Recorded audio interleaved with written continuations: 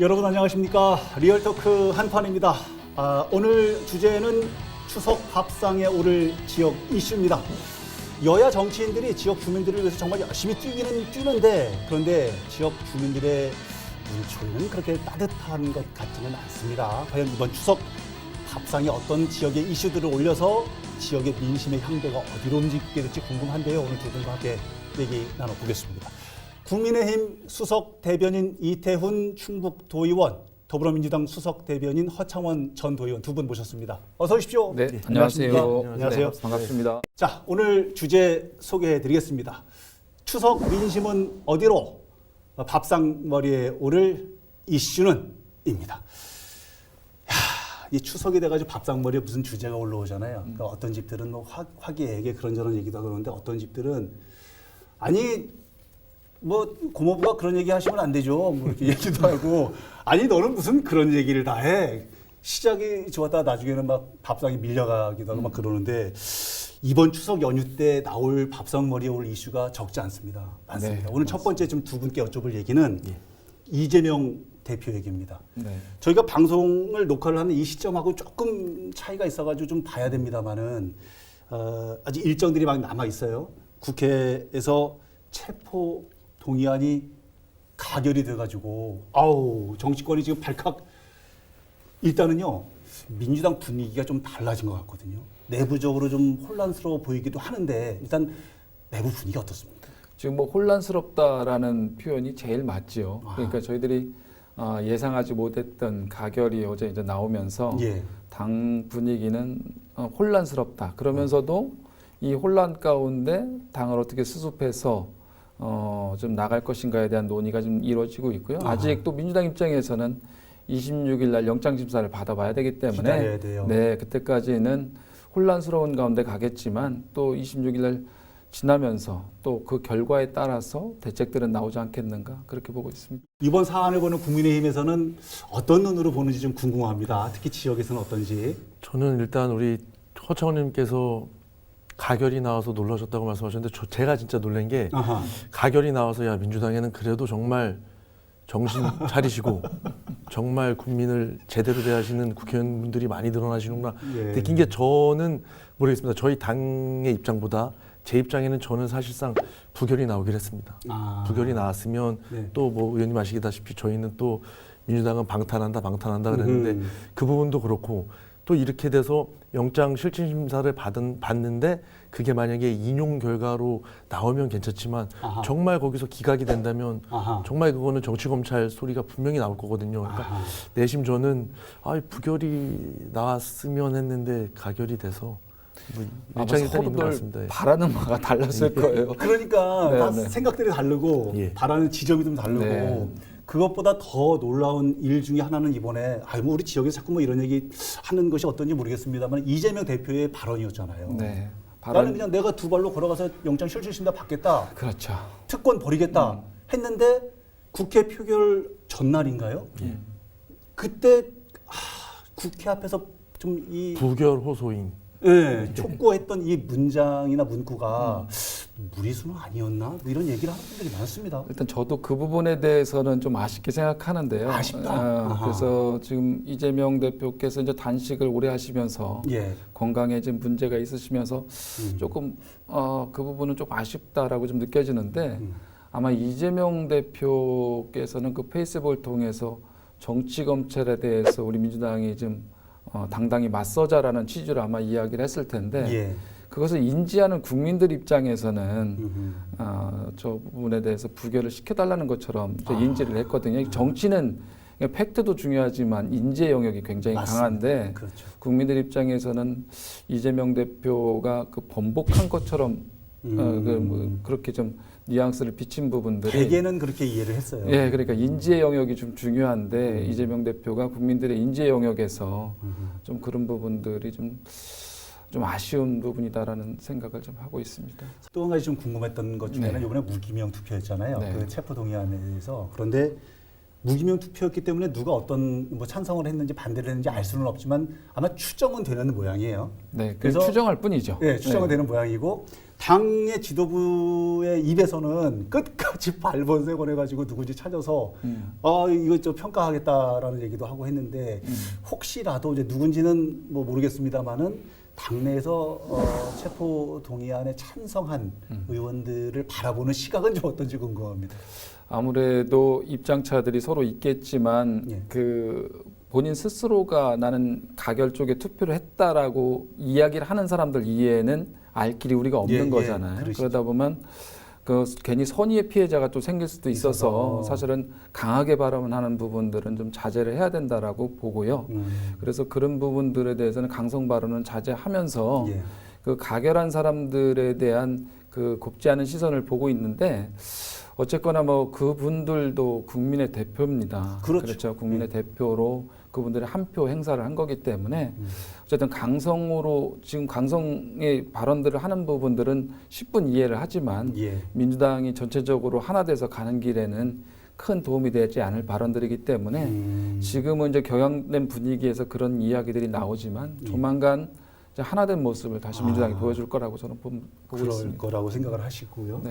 젊은 정치인이시니까 예. 이번 사안을 하나 좀 단도직입적으로 여쭤보겠습니다. 단식, 근데 이 정치인의 단식 어떻게 보시나요? 단식이 명분 없는 단식이지 않았나. 명분이 없다. 예, 그 저는 총리 해임 건의안 냈을 때도 예. 사실상 그게 해임 건의안을 냈지만 뭐 헌법적이나 법률적으로 위반한 건 사실상 없으세요. 명분이 없는. 예, 총리의 건의안이다. 직무 수행 과정 중에 있었던 일을 갖고 한 건데 이 해임 건의안처럼 이번에도 사실상 이재명 대표께서는 뭐 이런저런 검찰 독재, 뭐 내각 네, 통사체 네. 그리고 단식을 하시면서 점점 또 사항들이 늘어나시더라고요. 네, 그래 단식은 적절한 어떤 선택이 아니었던 것 같다.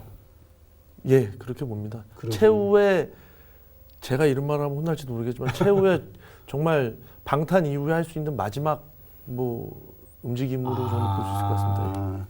근데 뭐 저희 동의하세요? 뭐 이태원 의원님 말씀이 좀 일리는 있는데 예. 지금 민주당의 입장에서는 또 이런 게 있어요. 그 윤석열 정부가 이제 국민들 지지율에서 나오지만은 예, 예. 국민들의 신뢰를 못 얻고 있는 건 사실이잖아요. 여러 가지 실정들이 있고 예, 예. 국민 정서 안 맞는 여러 가지 일들을 하면서 사실은 이제 도의원 하시니까 아시겠지만 정부 정책이든 도의 도정이든 정책을 입안해서 그것을 이끌어 나가는 것은 정부의 역할이거든요. 예. 그래서 사실은 의원들이 할 수 있는 부분들은 견제나 그 부분에 대해서 잘잘못이 된 그 부분에 대해서 따지는 정도지. 그러다 보니 지금 야당에서 견제라는 데 있어서 사실은 한계가 있는 거예요. 그러니까 이재명 대표 입장에서는 사실 답답했던 거죠. 그런 부분에 대해서 거대 야당이면서도 그 야당으로서 할 수 있는 그 견제의 범위가 너무 적다 보니까 그런 부분에 사실은 우리가 언론에서 나오는 것처럼 400여 회의 압수수색 사실은 얼마 전에 이제 윤석열 대통령이 지금도 이제 외교를 하고 계시지만 뭐 기네스북에 올릴 외교다 그 정도로 뭐 수용 많다라는데 사실 이 압수수색 부분도 제가 보기엔 기네스북에 올라가지 않을까 할 정도로 굉장히 많은 거거든요. 그래서 윤석열 정부에서 그렇게 하는 부분에 대해서 이재명 대표 입장에서는 견제도 해야 되는데 정치적인 어떤 탄압 그렇게 보는 거고 그러다 보니까 이재명 대표가 선택할 수 있는 방법은 아까 말씀하신 것처럼 최후의 보루가 사실은 단식이었는데 어쩔 수 없이 그렇게 선택하지 않았는가. 그러니까 민주당에서는 우리 구성원들은 그렇게 보고 있는 겁니다. 절체절명의 지금 어쩔 수 없는 그 선택이다. 위원님 저는 그래도 이재명 대표께 한 번 기회가 있었다고 생각한 게 혁신위가 있을 때 저는 혁신위가 있고 그 당시 6월 교섭단체 대표연설에서 저는 당당하게 몇 번이고 영장 청구하십시오. 저는 가갖고 제가 실질심사 받겠습니다. 정말 그대로 했으면 얼마든지 반전의 기회가 있었을 거라고 생각이 됩니다. 왜냐하면 아까도 말씀드렸지만 저희 지금 가결만 된 상황인 거지 정말 여기서 나중에 영장 심사에서 인용이 안 되고 만약에 기각이 돼버리면 정말 그때는 정치 검찰이고 잘못된 수사고 이게 되게 뻔하지 않습니까? 그러니까 저는 이재명 대표께서 그 당시에 혁신위가 정말 잘 돌아가고 있을 때 그 시절에 그리고 교섭단체 연설을 하셨을 때 그때 멋지게 정말 받아들여서 그렇게 했으면 얼마든지 반등의 기회가 있었을 수도 있다고 생각을 하는데 결국 돌아 방탄이라는 말까지 듣고 결국 끝에는 지금 허창원 의원님 말씀 주신 거냐 최후의 보루처럼 그렇게 단식을 하니까 그리고 정말 제1야당의 단식인데 전 국민적으로 아무래도 다들 속상해하고 불편한 게 당연히 있지 않습니까? 그러다 보니까 좀 단식이 출구 없는 미로였다는 좀 생각이 듭니다. 시기도 방식도 적절치 않았다. 예. 출구 없는 미로였다. 뭐 아닌 듯 아닌 듯 하면서 자꾸 치고 들어오시는데. 어쨌든 지금 이제 이런 상황이시고 지역 주민들은 이런저런 일 때문에 좀 불편하시는 분들도 있으실 거고. 그럼요. 예. 그러나 아직 시간은 남아 있어서 어떤 상황이 뭐 어떤 상황으로 전개될지는 26일 이후에 봐야 될 것 같고. 그러네요. 진짜 저도 궁금하네요. 다음 주제로 좀 넘어가 보겠습니다. 지난 여름에 우리 지역을 강타한 너무나 정말 뼈아픈 일이 벌어졌었죠. 수해 사건이었는데요. 절대로 있어서도 안 될 일이 지역에서 벌어졌어요. 너무나 많은 분들의 소중한 목숨을 앗아간 수해. 그런데 이제 이 수해를 보고 오송 참사 얘기인데 지역의 광역 기초단체장이 대처를 좀 잘못했다라는 지적을 하시는 분들의 목소리가 많습니다. 민주당에서는 어떻게 보시는지 궁금합니다. 사실은 많이 아쉬운 부분들이 있죠. 그리고 지적할 것들이 상당히 많은데 예. 일예로 제가 이제 도의원 때 이시종 지사님이 도지사 시절에 그때 강력한 태풍이 한번 온 적이 있었어요. 뭐 여러 번 왔지만. 네네. 근데 아마 그 강력한 태풍이 올 때 이시종 지사님이 관용차가 아닌 그냥 일반 개인 교통편을 이용해서 3시에 상황실을 새벽 3시에 상황실을 방문한 적이 있어요. 사실은 이거 광역단체장이 갖고 있는 책무 중에 도민의 안전은 상당히 중요한 거거든요. 그렇죠. 그러다 보면 저는 국가재난이 발생할 것으로 예상이 되는 거면 사실은 광역단체장이 다른 일을 차지하고 기초단체장도 마찬가지예요. 그래서 대형 현장을 좀 순회하면서 준비들을 만전에 기했으면 이런 큰 사고는 우리 지역에 없지 않았을까 하는 아쉬움이 상당히 큽니다. 지금 뭉뚱그려서 전체적으로 말씀을 해주셨는데 이번 일만큼은 인재를 넘어서 관제였다라는 얘기가 나올 정도로 지방의 자치단체에서 또 광역단체에서 잘 대처를 못했다는 지적들이 많습니다.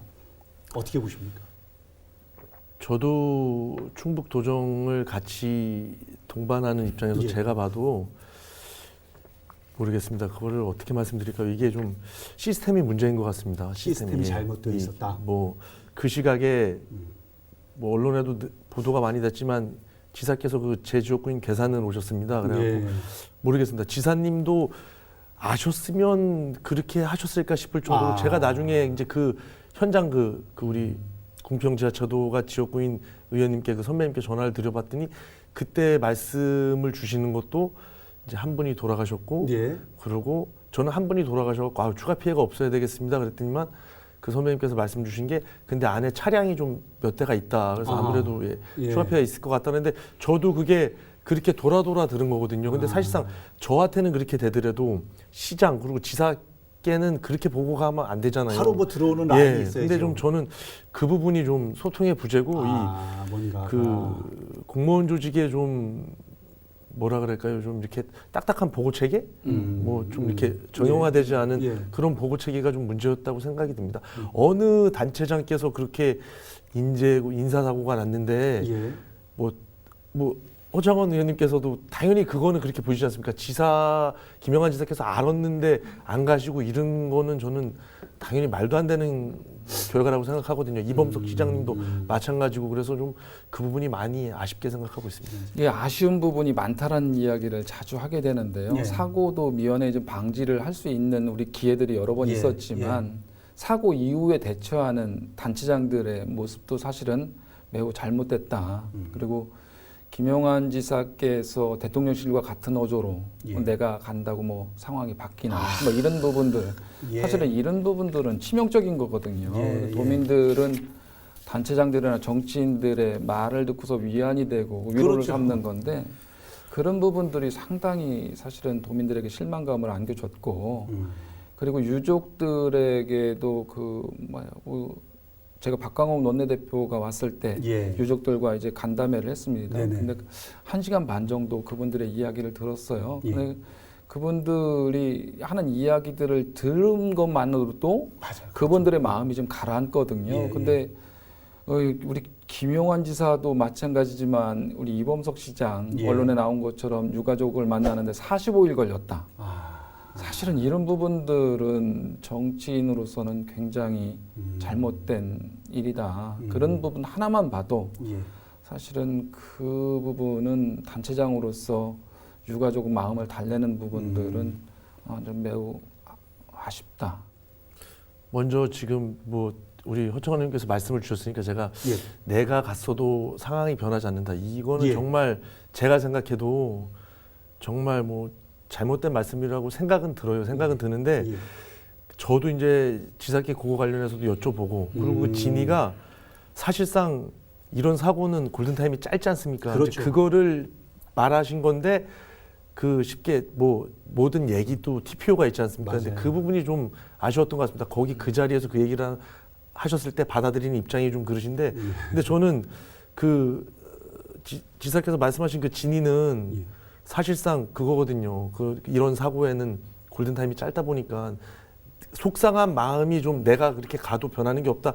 그 부분인데 지금 뭐 도민분들이시나 유가족분들이 좀 그렇지 않은 그러시죠. 내용으로 좀 받아들여 주신 것 같아서 그 부분이 예, 좀 예. 많이 좀 저도 아쉽습니다. 예. 도나시에서 대처하는 방식을 놓고는 어떻게 보십니까? 물론 이제 그 당이 같은 당 쪽이십니다만은. 뭐 우리 허정님께서 말씀 주는데 많이 답답하고 속상하죠. 제일 먼저 일단은 좀 유가족과 그 생존자분들 소외되지 않도록 거기에 좀 초점이 갔었으면 했는데 그 부분이 좀 제일 많이 아쉽고 아까 뭐 지사께서도 몇 번 만나시고 우리 말씀 주신 것처럼 우리 이범석 시장께서 좀 뭐 40일이 넘어서 이렇게 자리를 하시고 그랬다는 걸 들으면 정말 뭐 드릴 말씀이 없을 정도죠. 예. 민주당에서 얘기하는 너무 정쟁으로 끌고 가는 거 아니냐라는 지적에 대해서는 어떤 입장이십니까? 그거는 제가 좀 드릴 말씀이 많을 것 같은데 많아요. 이 부분은. 아니 그거보다 이제 저는 네. 그 제가 이번 회기에 그거 관련해 갖고 이 정쟁 관련해 갖고 좀 의원님 발언을 했습니다. 발언을 네. 했는데 참여연대에서 비판 또 성명을 냈더라고요. 이태원 도의원은 도민의 대변을 해야 되는데 뭐 이제 지사를 대변한다. 근데 저는 제가 그때 말씀드렸던 거는 사실상 저는 그때 그 괴산군 청천면 좀 괴담이 돌았지 않습니까? 뭐 지사가 땅 보러 갔다. 예. 그리고 심지어는 현수막도 그렇게 걸리고. 아하. 괴산 같은 경우는 2015년도에 그 지역이 정말 상습적으로 침수되고 뭐 붕괴되고 그런 지역이라 안전진단 D등급 받은 데입니다. 그래서 연차적으로 쭉 정비 사업을 해야 되는 사업이고 뭐 지사가 땅 보러 갔다 뭐 부동산 1타 강사다 그러는데 정말 그거 부끄러운 얘기입니다. 왜냐하면 거기 뭐 현장을 가보시면 알겠지만 거기는 뭐 쉽게 정말 부동산에 영향을 주는 뭐 선형을 고치고 그런 개량 사업이 아니고 정말 침수하는데 침수하는 데 좀 넓히는 사업하고 붕괴되는 곳에 붕괴를 좀 막을 수 있는 그런 그 재난 사업을 하는 데인데 거기다 대고 좀 그렇다 보니까 그런 괴담도 되는 거고 정말 잘못된 가짜 뉴스지 않습니까? 그러다 보니까 이게 좀 수해 복구나 그 재발 방지를 좀 하는데 한 목소리를 내야 되는데 지금은 그냥 뭐 상대 진영 잘못 들출라 그러고 흠집 낼러 그러고 그러다 보니까 이게 좀 정쟁화로 가는 게 아니지 않나 이런 생각이 좀 듭니다. 알겠습니다. 오송 참사가 지난 여름에 있었었는데 아직 뭐 다 상처가 아물지 않았고 앞으로 한참 동안 좀 지나갈 것 같은데 다시는 이런 일이 지역에서 있어서는 안 되겠다 이런 생각이 좀 들고요. 지금에서라도 상처난 부분들에 대한 지역 주민들을 좀 더 따뜻하게 지역 광역 기초 단체가 좀 쌓아 안아줬으면 좋겠다는 바람도 가져봅니다. 자, 그렇다면 이번 주제는 어떨지 궁금합니다. 이것도 센데요. 지금 진행 중입니다. ING 김영한 충북지사 주민 소환 부분입니다. 아마도 제가 개인적으로 생각컨대 추석 연휴가 중요한 분수령이 될 것 같기도 합니다. 네. 어쨌든 12월 12일까지인가요? 투표까지 가기 위한 찬성을 받는 게 120일.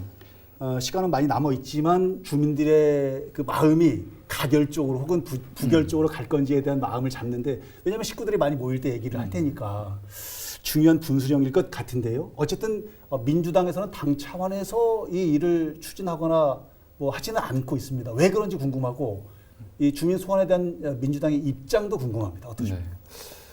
지금 민주당은 국민의힘도 마찬가지지만 선거를 통해서 심판을 받고 일할 수 있는 기회를 잡는 게 정당이거든요. 예. 그래서 작년 지방선거, 대통령 선거에서 저희 민주당이 패배를 했습니다. 예. 그래서 그 부분에 대해서 저희 당 차원에서 반성하고 무엇이 잘못됐는지 그 부분 저희들이 다시 돌아보는 계기를 갖고 있는데요. 예. 그렇게 당은 선거를 통해서 이야기를 하는 거지 사실은 이렇게 도민들의 정서에서 물론 김용한 지사가 굉장히 좀 어긋나는 일들을 일련의 일들을 쭉 해오셨기 때문에 주민 소환제를 도민들이 참여해서 많은 부분이 참여해서 그렇게 진행하는 부분에 대해서 저도 개인적으로는 굉장히 공감을 합니다. 아하, 예. 하지만 당은 선거로 말하는 거지 주민 소환제나 이런 부분에 있어서 당이 움직이게 되면 사실은 그 민주당이 충북에만 당원이 몇만 명이 있을 겁니다. 예, 몇만 명이 있는데 13만 몇천 명 받는 거 저희가 주민 소환제 하면은 그 못 받겠습니까?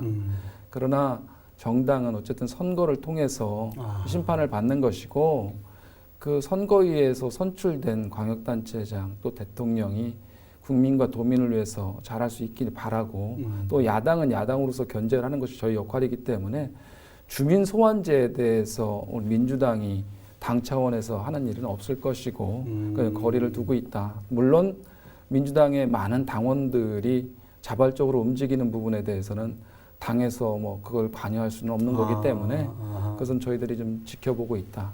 저는 이게 주민 소환 자체가 좀 이거마저도 정쟁화가 될 수 있다는 게 예. 이게 주민 소환 제도의 틀이 바뀌지 않는 이상은 정말 이게 쉽지 않은 겁니다. 아마 제가 허정원 의원님께도 여쭤보면 의원님 이거 혹시 가능하시겠습니까? 그래도 정말 뭐 가능하다고 확답을 못 주실 정도로 예. 어려운 상황인데 또 여기에 또 수반되는 쉽게 재정, 네. 행정력 네네. 이런 게 또 만만치 않거든요. 그러니까 해보나 마나 안 될 건데 왜 이런 주민 제가 해보나만 안 될 건데라는 표현이 제일 좀 위험한 표현이라 저는 제 입으로는 좀 삼가하고 싶은 게 예. 이게 그 우리 뭐 의원님도 계시고 저 선출직들이 예. 이 주민 소환 자체를 부정하면 안 됩니다. 왜냐하면 예. 이게 주민자치 쉽게 대의민주주의의 가장 근간입니다. 내가 당신을 선거로 인해서 선출을 시켰지만 일을 잘 못해? 그러면 당신은 하면 안 된다. 예, 그 직을 유지하면 예, 안 된다. 예. 이게 주민소환의 취지인데 네네. 제가 말씀드리는 거는 주민소환 제도를 만들어 놓고 그 틀 자체가 사실상 어렵게 해놓은 네, 틀, 네. 틀 아닌 겁니다. 그러다 예, 보니까 예. 이렇게 되면 지금 우리 뭐 쉽게 행정력 그리고 우리 비용, 막대한 비용 예. 이런 게 있다 보니까 정말 이게 제가 표현을 그렇게 썼지만 이게 투표까지 이어지지 않으면 우리 충북도는 이 정쟁 때문에 24억이라는 돈을 쓴 것 빼니 안 되는 26억입니다. 26억을 쓴 것 빼니 안 되는 겁니다. 어쨌든 그런 비용들이 들어가는 부분에 대해서 이제 반대쪽 주민 소환제 하는 반대쪽에서들 비용들에 대한 부분들을 많이 우려를 하시는데요. 예. 사실은 저는 그러한 비용들이 지출이 되더라도 김용한 지사가 앞으로 남은 2년 반, 3년 가까이 되는 그 기간 동안 제대로 도정을 펼친다면 사실 그런 비용은 아깝지 그렇죠. 않다라고 보는 거예요. 왜냐면 내년에 아시겠지만 당초 예산만 좀 8조 6천억인가요? 예. 그러니까 예산이 사실 어마어마하거든요. 예. 그래서 우리가 아시다시피 사실은 뭐 산불 때 술자리 예. 그런 문제들 뭐 친일파가 되겠다라든가 우리 도민들의 정서에 어긋나는 일들을 계속해서 해오셨기 때문에 예. 사실은 괴산 때문에 가는 건 저는 맞다고 봐요. 그때 원류할 수 있는 상황이었기 예. 때문에 저는 그거 인정해요. 근데 그런 부분들이 계속 일련의 그러한 도민들의 정서하고 안 맞는 이야기들을 해오셨기 때문에 그러한 괴담까지도 나오지 않았는가 저는 그렇게 보고 지금 뭐 말씀 주신 것처럼 정말 그게 공감이 됩니다. 왜냐하면 이게 지사께서 결과를 겸허히 수용하셔야 되는 거고 네, 네. 그리고 이게 사실상 도민들이 날리는 견제구거든요. 네, 네. 지사께서 언행이던 네. 뭐 쉽게 뭐 도정의 문제든 네. 모든 거를 망라하고 사실상 그거는 지금 이 주민 소환에 대한 결과값은 지사께서 받아들이셔야 하는 진짜 그 교묘한 결과입니다. 그리고 도민이 던지는 견제구고요. 예. 겸허히 받아들여야 할 것이다라는 말씀인데 진짜 이번 추석 때 아마 이 방송 보시는 시청자분들 많으실 거고 저희가 지금 말씀드리고 나누는 이런 얘기들 많이 나누고 계실 텐데 뭐 누구는 아마 목에 핏줄 세워가면서 잘못했다고 얘기를 하실 거고 누구는 아니야, 비가 온다음에 땅도 굳어질 거야. 더 잘하기 위한 뭐 이렇게 또 이제 두둔하실 수도 있겠지만은 어느 쪽으로 방향이 잡힐지는 좀 모르겠습니다. 궁금하긴 한데 어쨌든 이 주민 소환 얘기 나오면서 일각에서는 도지사가 별로 이제 발언을 그전처럼 많이 안 하는 것 같다 이런 얘기를 하시는 분들도 계시더라고요. 아 그래요? 요즘 근래 좀 자제를 하시나? 제가 이게 제일 효과야. 하느라고 요새는 좀 눈여겨못 봤는데 예. 어떻게 보면 그 효과가 나타나고 있는 것 같습니다. 그래서 그렇게 얘기하시는 분들도 계시긴 하던데. 제가 저는 예전에 호칭을 제가 장관님 했었습니다. 예전에. 청천에 계시고 또 네네. 후보 되시기 전에도. 그래서 저는 제가 뭐 김영학개론이라고 할 정도로 언변도 좋으시고 예. 그리고 그 흡입력이 있으십니다. 예. 대중에게 주는 메시지가 흡입력도 있고 그러신데 제가 보면 사실상 그 지사께서 생각하시는 그 속도감에 제가 못 따라가는 것 같습니다. 그래서 진위는 그게 아닌데 좀 지사님께서 좀 잘못된 메시지도 주신 경우도 있고 그렇다 보니까 모르겠습니다. 제가 지사님 그 언행까지 뭐 제가 이렇게 할 정도는 아니지만 너무 가까우시네. 너무 가까우셔가지고 말씀을 못 하시는 것 같은데. 하여튼 지사를 처음 해보셔서 그래요, 그죠? 그렇죠. 예. 지사는 처음인지라 지사는 저도 의원은 처음인지라. 예. 아 제가 보기에는 그 여러 정치인들 어른들을 옆에서 이렇게 보면 예. 일단 정치인은 듣는 거가 먼저예요. 저는 제가 생각하는 정치인의 기본은 듣는 건데 예. 김영환 지사께서는 사실은 충북도에 대해서 잘 모르는 상태에서 도지사가 된 것만은 확실하잖아요. 다른 분들에 비해서. 예. 그래서 아마 더 2배로 공부를 열심히 하실 거예요. 네, 그래서 그 공부가 이제 어느 정도 될 때까지는 사실 주변에서 좀 이야기를 좀 듣고 아하. 그리고 듣는 게 먼저였어야 되는데 이제 당신의 생각을 준비한다는 생각에서 먼저 막 이야기를 했거든요. 뭐 예전에 주차장 문제서부터 오시자마자 앞으로 듣는 거예요. 좀 도민의 목소리, 그리고 유가족의 목소리, 그리고 도의 좀 어려운 분들의 목소리 아하. 그런 이야기를 들으면서 공감이 우선 돼야 되는 거고 그런 가운데 정책이 나와야지 도민들을 위하고 그런 정책들을 통해서 충북도가 더 발전하지 않을까. 저는 또 뭐 역발상으로 예. 아까 주차장 말씀을 살짝 언급을 주셨는데 그러면 저는 또 아쉬운 부분이 왜 저는 뭐 쉽게 민선 치기 이전이라고 하겠습니다. 민선 치기 이전에도 늘 있던 문제인데 왜 그게 좀 공론화가 안 돼서 안 됐을까? 근데 우리 그 김영환 지사께서는 그래도 이렇든 저렇든 일단 시도부터 해보고 좀 어떻게 돌파구를 찾아보려고 하시고 그러시는데 왜 그간 민선 치기에는 뭐 이런저런 문제들이 좀 안 나왔을까 수면 위에. 제가 볼 때는 저 이번에 그 충무시설이라는 데를 의원님 잘 아시죠? 네, 알죠. 도 충무시설. 네네. 저는 처음 가봤습니다. 왜 그거를 여태 이렇게 놓고 왜 또 지금 민선 8기여서 김영환 지사가 저렇게 끙끙 앓아야 되냐 그 생각도 들고 뭐 도청 내 주차 문제 뭐 이런저런 문제를 보면 저는 좀 많이 답답하고 속상합니다. 그래도 해야 될 일은 하고 할 말은 했다. 그러나 좀 아쉬운 부분도 있다. 그럼요. 이런 말씀이신 거예요. 뭐 제가 좀 예. 시간이 돼서 부연해서 말씀을 드리면 예. 이시종 지사님과는 좀 색깔이 달라요. 이시종 지사님은 경제 규모 3%에서 4%까지 올리기 위해서 경제 성장이 목표였기 때문에 산업단주의 성장 전략을 폈던 건데 예. 사실은 그런 부분들이 어느 정도 충북에서 이제 경제 성장률이 굉장히 높아지다 보니까 김영환 지사 입장에서는 그게 눈이 안 들어오는 거죠. 그래서 문화나 관광, 뭐 레이크파크라든가 이런 부분들이 이제 눈에 들어왔는데 도지사마다 이제 색깔이 다른 거기 때문에 그래서 김영환 지사가 추진하는 방향은 또 김영환 지사의 스타일이기 때문에 그 부분은 높이 평가합니다. 다만 좀 이렇게 좀 아우르면서 체계적으로 갔으면 하는 바람입니다.